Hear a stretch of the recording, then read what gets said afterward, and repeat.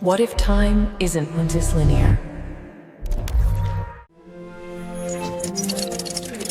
Here we go again!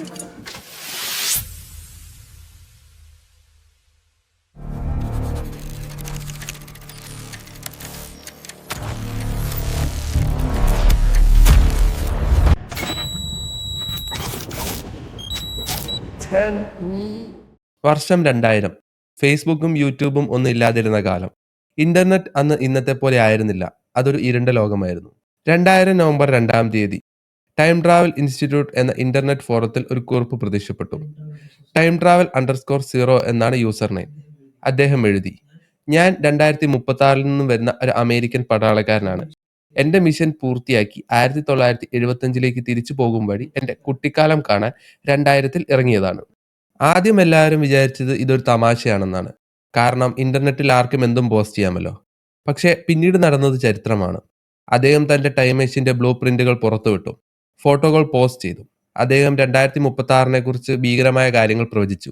എന്നാൽ ലോകത്തെ ഞെട്ടിച്ചത് ഇതൊന്നുമല്ല. 1975-ൽ ഇറങ്ങിയ ആരും ഓർക്കാത്ത ഒരു പഴയ കമ്പ്യൂട്ടറിനെ കുറിച്ച് അദ്ദേഹം പറഞ്ഞ രഹസ്യം. അതുണ്ടാക്കിയ എഞ്ചിനീയർമാർക്ക് അല്ലാതെ മറ്റാർക്കും അറിയാത്ത രഹസ്യം. ഇത് സത്യമാണെന്ന് IBM പിന്നീട് സമ്മതിച്ചു. ആരായിരുന്നു ജോൺ ടൈറ്റർ? ഇന്റർനെറ്റ് ചരിത്രത്തിലെ ഏറ്റവും വലിയ തട്ടിപ്പുകാരനോ, അതോ നമ്മളെ രക്ഷിക്കാൻ വന്ന ടൈം ട്രാവലറോ? ഇന്ന് ടോക്ക് വിത്ത് റോണിക്സിൽ നമ്മൾ ഇതിനെക്കുറിച്ചാണ് നോക്കുന്നത്.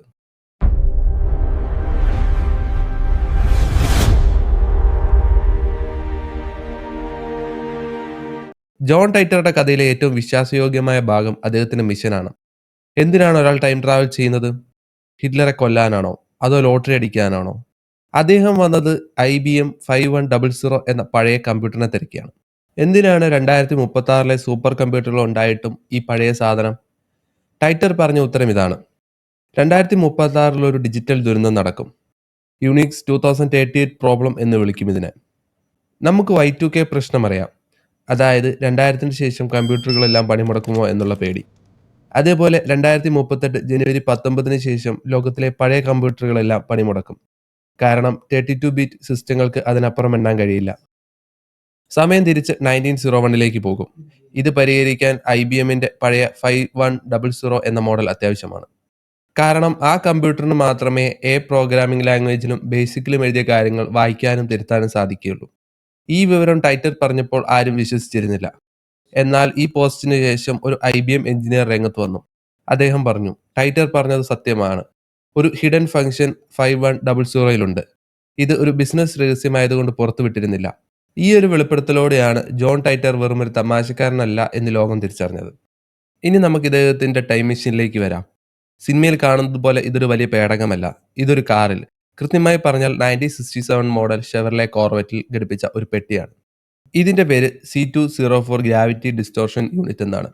2034-ൽ ജനറൽ ഇലക്ട്രിക്സ് നിർമ്മിച്ചതാണിത്. ഇത് പ്രവർത്തിക്കുന്നത് ഡ്യുവൽ മൈക്രോ സിംഗുലാരിറ്റീസ് ഉപയോഗിച്ചാണ്. ലളിതമായി പറഞ്ഞാൽ 2 ചെറിയ ബ്ലാക്ക് ഹോളുകൾ.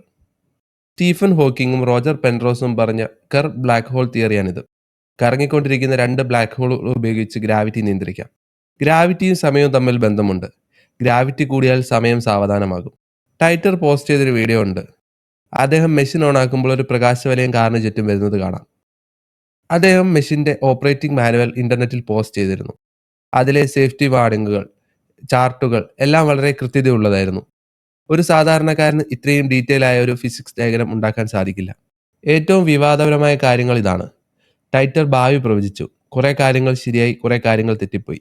അദ്ദേഹം പറഞ്ഞു, 2004-ൽ അമേരിക്കയിൽ ആഭ്യന്തര കലാപം തുടങ്ങും. അത് 10 വർഷം നീണ്ടു നിൽക്കും.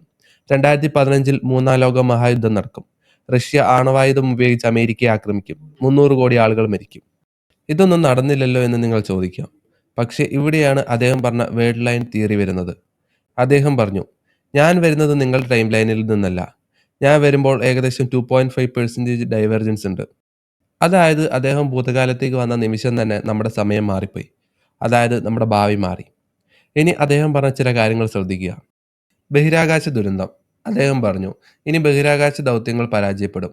കുറച്ച് നാളുകൾക്ക് ശേഷം കൊളംബിയ ഷട്ടിൽ ചിതറിത്തെറിച്ചു. ഇറാഖ് യുദ്ധം. അദ്ദേഹം പറഞ്ഞു, അമേരിക്ക ആണവായുധമുണ്ടെന്ന് പറഞ്ഞ് ഇറാഖിനെ ആക്രമിക്കുമെന്ന്. അത് നടന്നു. മാഡ് കൗ ഡിസീസസ്. മനുഷ്യരെ ബാധിക്കുന്ന ഒരു വലിയ രോഗം മാടുകളിൽ നിന്ന് വരുമെന്ന് അദ്ദേഹം മുന്നറിയിപ്പ് നൽകി. CJD. അദ്ദേഹം പറഞ്ഞു, 2036 അമേരിക്കയുടെ തലസ്ഥാനം വാഷിംഗ്ടൺ DC ആയിരിക്കില്ല. ഒമാഹ, നെബ്രാസ്ക ആയിരിക്കും. കാരണം 2015 യുദ്ധത്തിന് ശേഷം ബാക്കിയായവർ അങ്ങോട്ട് മാറും. 2001 മാർച്ച് 24 ജോൺ ടൈറ്റർ അവസാനത്തെ പോസ്റ്റ് ഇട്ടു. എന്റെ സമയം കഴിഞ്ഞു, ഞാൻ തിരിച്ചു പോകുന്നു. പിന്നീട് അദ്ദേഹത്തെ ആരും കണ്ടിട്ടില്ല. ആരായിരുന്നു ഇതിനു പിന്നിൽ? ഒരുപാട് അന്വേഷണങ്ങളും നടന്നു. ഒടുവിൽ സംശയം എത്തി നിന്നത് ഫ്ലോറിഡയിലുള്ള ഹാബർ ഫാമിലിയിലാണ്. ലാറി ഹാബർ എന്ന വക്കീലാണ് ജോൺ ടൈറ്റൻ ഫൗണ്ടേഷൻ എന്ന പേരിൽ കമ്പനി തുടങ്ങിയത്. അദ്ദേഹത്തിന്റെ സഹോദരൻ മോറി ഹാബർ ഒരു കമ്പ്യൂട്ടർ സയന്റിസ്റ്റാണ്. ടൈറ്റർക്ക് കമ്പ്യൂട്ടറിനെ കുറിച്ച് ഇത്രയും അറിവ് ലഭിച്ചത് മോറി കാരണമാണെന്ന് പറയുന്നു. അതേപോലെ നിയമവശങ്ങൾ കൈകാര്യം ചെയ്തത് ലാറിയും. ടൈറ്ററുടെ ഭാഷാശൈലി പരിശോധിച്ചപ്പോൾ ഈ സഹോദരന്മാരുമായി സാമ്യമുള്ളതായി കണ്ടെത്തി. എന്നാൽ ഇവർ അത് സമ്മതിച്ചിട്ടില്ല. ജോൺ ടൈറ്റർ തങ്ങളുടെ ക്ലയന്റ് മാത്രമാണെന്നാണ് ഇവർ പറയുന്നത്. ശരിക്കും 2036 നിന്ന് വന്ന ഒരാൾ വക്കീലിനെ കാണാൻ പോകുമോ? അതോ പുസ്തകം വിൽക്കാൻ വേണ്ടി അവർ നടത്തിയ നാടകമാണോ? സത്യം എന്തായാലും ജോൺ ടൈറ്റർ ഒരു കൾട്ടായി മാറി. സ്റ്റെയിൻസ് ഗേറ്റ് എന്ന പ്രശസ്തമായ ജാപ്പനീസ് ആനിമേഷൻ സീരീസ് ജോൺ ടൈറ്ററുടെ കഥയെ ആസ്പദമാക്കിയാണ്.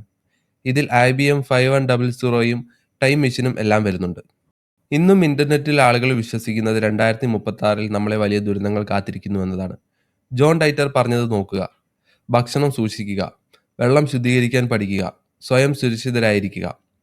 അദ്ദേഹം വലിയ ദുരന്തങ്ങളിൽ നിന്ന് നമ്മളെ രക്ഷിക്കാൻ വേണ്ടി സമയം മാറ്റിമറിക്കാൻ വന്നതാണെങ്കിലോ?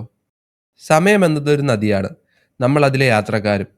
2001 ജോൺ ടൈറ്റർ അപ്രത്യക്ഷമായി. പക്ഷെ അദ്ദേഹം ചോദിച്ച ചോദ്യങ്ങൾ, 2036 നമ്മൾ ജീവിച്ചിരിക്കുമോ?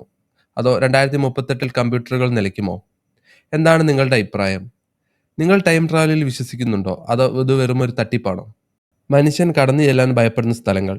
അമേരിക്കൻ നേവി പരീക്ഷണങ്ങൾ നടത്തി പരാജയപ്പെട്ട ഫിലഡൽഫിയ എക്സ്പെരിമെന്റ്. കപ്പൽ അദൃശ്യമായപ്പോൾ മനുഷ്യൻ കപ്പലിന്റെ ബോഡിയുമായി ഉരുകിച്ചേർന്ന കഥ. നാളെ നമ്മൾ ഇതിനെക്കുറിച്ചാണ് ടോക്ക് വിത്ത് റോണിക്സിൽ കാണാൻ പോകുന്നത്. This is Ivin Jose signing of.